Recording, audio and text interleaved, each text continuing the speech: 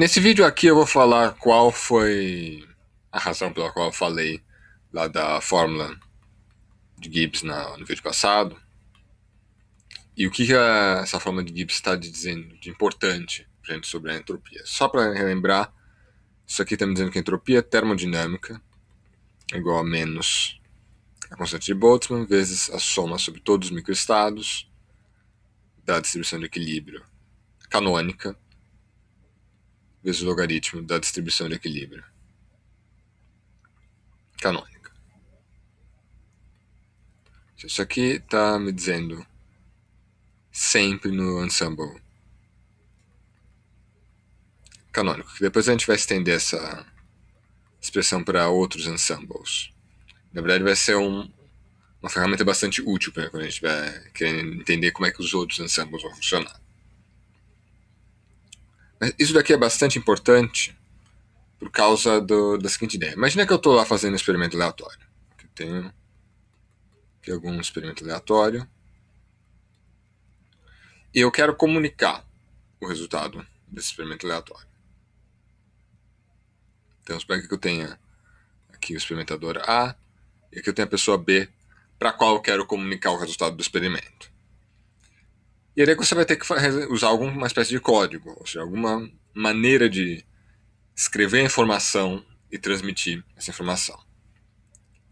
Então aqui eu vou ter algum canal que vai estar comunicando essa informação e eu vou estar tipicamente usando zeros e uns, ou seja, eu vou estar usando bits para comunicar essa minha informação.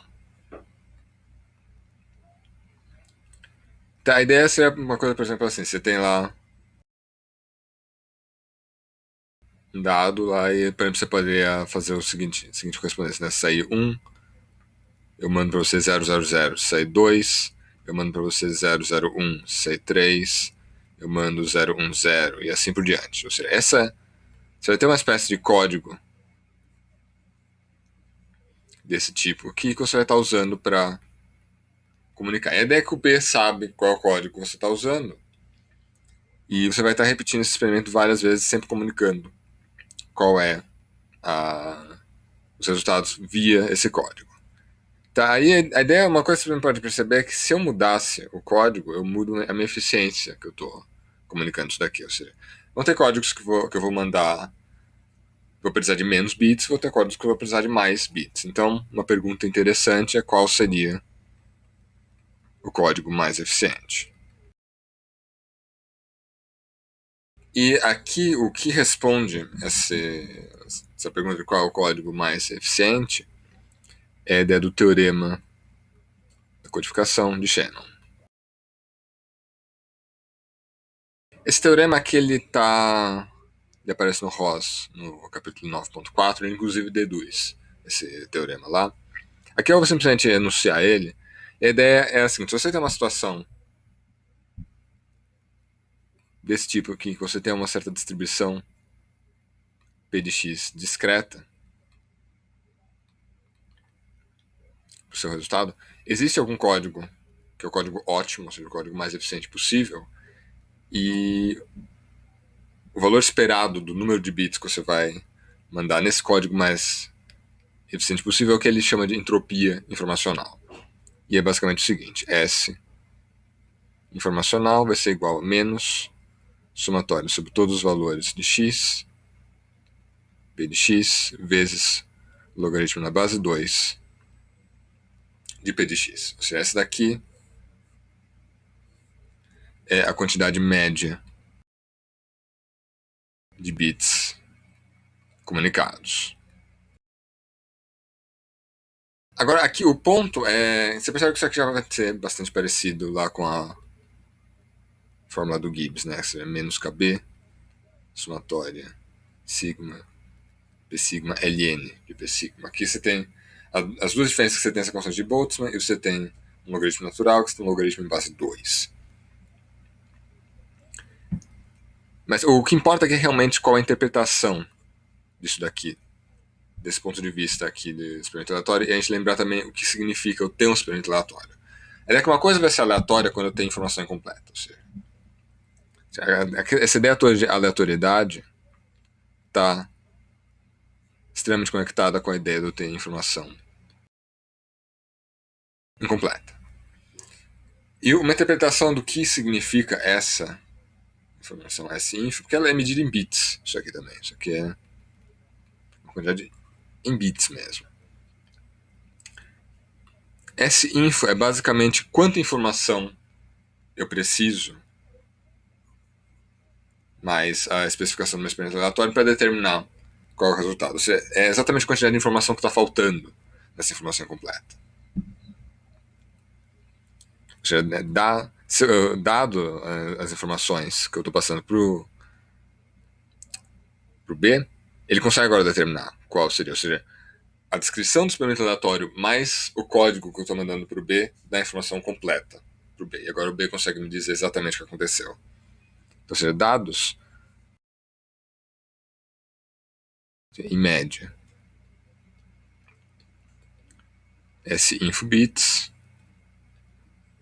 B sabe o resultado de A. Então você tem essa interpretação que entropia informacional é exatamente quanta informação é que está faltando. Ou seja, eu tenho informação incompleta, mas exatamente quanto de informação está faltando é exatamente a entropia informacional. Então agora vamos aplicar essa ideia nesse framework, digamos assim, da mecânica estatística. O que eu estou fazendo na mecânica estatística é que eu tenho lá algum sistema. Aqui eu tenho o meu ambiente interagindo com o sistema. E eu estou usando probabilidade para descrever o meu sistema porque eu tenho informação incompleta sobre o sistema. Então agora, quanta informação está faltando para eu conseguir descrever o meu sistema vai ser exatamente a entropia informacional. E eu sei que eu tenho já aqui uma distribuição de equilíbrio para o meu sistema. Ou seja, essa daqui seria o P que eu deveria colocar na minha entropia informacional. Então, a quantidade de informação que está faltando seria S-info, igual a menos somatório sobre os microestados, P equilíbrio de sigma, vezes o logaritmo da base 2 do P de equilíbrio de sigma. Mas agora eu vou mexer um pouquinho nessa expressão. Aqui eu vou relembrar aquela ideia de mudança de base em logaritmo. Log na base 2 de x é simplesmente ln de x sobre ln de 2. Então a gente tem o seguinte, essa informacional igual a menos 1 sobre o logaritmo na base 2, da soma sobre os microestados da distribuição de equilíbrio, vezes o logaritmo natural agora da distribuição de equilíbrio. E agora vamos explicar pela constante de Boltzmann em cima e embaixo. Então aqui eu tenho isso daqui tudo, eu ainda vou fazer isso daqui. 1 sobre KB vezes KB. E agora aqui você percebe que aparece a fórmula do Gibbs, ou seja, aparece a entropia termodinâmica. Então isso daqui é menos a entropia termodinâmica dividido pela constante de Boltzmann vezes o logaritmo na base 2. Não tem sinal de menos. Ou seja, a entropia que você mede na termodinâmica é exatamente a quantidade de informação em bits que está faltando para você conseguir descrever o seu sistema de maneira inteira, vezes a constante de Boltzmann, vezes o logaritmo na base 2. Ou seja, a entropia termodinâmica e a entropia informacional são a mesma coisa, só que elas estão sendo medidas em sistemas de unidades diferentes. Um é uma constante vezes o outro. Você tem só uma mudança de unidade, na verdade. A entropia termodinâmica está sendo medida em joules por Kelvin, a entropia informacional está sendo medida em bits. Isso daqui tem uma interpretação bastante interessante, por exemplo, se você começar a pensar em termos da segunda lei da termodinâmica, que ela basicamente está te dizendo que a entropia de um sistema isolado sempre aumenta, né? Ou seja, você tem aqui um sistema isolado e ele acontece alguma coisa aqui dentro do sistema, por exemplo, imagina a seguinte situação. Eu tenho aqui um uma caixa. Aqui, desse lado eu tenho um gás. Desse lado eu tenho um vácuo. Se eu abro um buraco nessa parede que está entre o gás e o vácuo começa a entrar aqui e ele enche o vácuo. Se você olha o que está acontecendo na entropia antes e depois, você aumentou a entropia. Só que agora, do ponto de vista, agora que a gente está vendo essa coisa da entropia informacional, isso daqui significa que você está perdendo informação. Ou seja, e a informação que você está perdendo é exatamente que antes eu sabia que todas as moléculas do meu gás estavam aqui. Agora eu sei que elas estão nessa região maior. Ou seja, eu perdi informação. Ou seja, eu sabia mais sobre o estado microscópico do meu gás antes de eu abrir aquele buraco na minha parede. Uma vez que eu abri aquele buraco, eu comecei a perder informação. E o fato que a entropia só aumenta significa que você não tem nada que você possa fazer, tal que o sistema vai evoluir de maneira